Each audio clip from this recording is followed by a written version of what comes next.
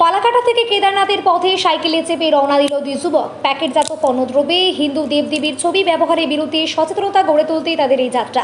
ফালাকাটা ধূপগুড়ি মোড়ের কৃষ্ণেন্দু দেব বন্ধু বিপ্লবকে নিয়েই সাইকেলে চালিয়ে যাচ্ছেন কেদারনাথের পথে। মোট 30 দিনের যাত্রা পথে তারা যাবেন শিলিগুড়ি ঘোষপুকুর হয়ে নকশালবাড়ি থেকে বিহার, উত্তরপ্রদেশ পেরিয়ে উত্তরাখণ্ডের কেদারনাথ ধামে। তাদের কথায় পণ্যদ্রব্য, বিশেষ করে নেশাজাতীয় দ্রব্যের প্যাকেট হিন্দু দেবদেবীর ছবি ব্যবহার করা হয়, আর সেই সব প্যাকেট যত্রতত্র ফেলে দেওয়া হয়। হিন্দু সনাতনী ধর্মে যাদের পুজো করা হয় তাদের এভাবে অসম্মান ও অমর্যাদা রোধ করার জন্য আমাদের এই যাত্রা। কারণ আমাদের এই বার্তাটা মানুষের মাঝখানে পৌঁছায় দেওয়া। তো ঘটনা দেখা যাচ্ছে একটা বাংলাতে, একটা ইংরেজিতে, একটা হিন্দিতে।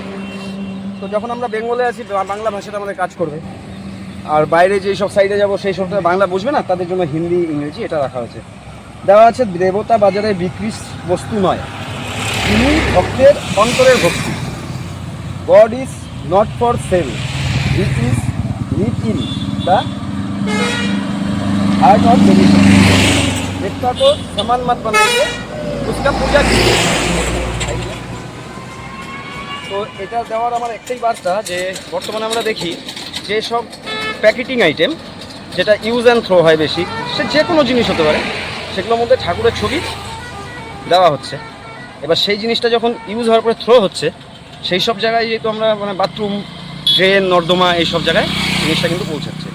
তো সেই জিনিসটা যাতে বন্ধ হয়, অর্থাৎ ঠাকুরের জিনিস, ঠাকুরের ছবি দেওয়া এমন কোনো কিছু যাতে কোনো প্যাকেটিং জাতীয় বা কোনো কিছু, যে কোনো জিনিস যেটা ইউজ অ্যান্ড থ্রো, সেটা যাতে ঠাকুরের ছবি না দেওয়া হয়, এটাই আমার বার্তা। আমি নিজে রিয়েলাইজ করছি এই জিনিসটা, যে এক জায়গায় বাথরুম করার সময় দেখছি যে ওরকম একজন দেবতার মুখে মধ্যে জিনিসটা, তো মানে তারপর থেকে আমার এই ধারণা। আমি 2024-এও কেদারনাথ গেছিলাম, তখন ছিল আমার বার্তা নেশামুক্ত ভারত। তো এবারও যাচ্ছি। তো এবার আমার বন্ধু হয়েছে না বিপ্লব, তো ওকে সঙ্গে করে নিয়ে যাচ্ছি।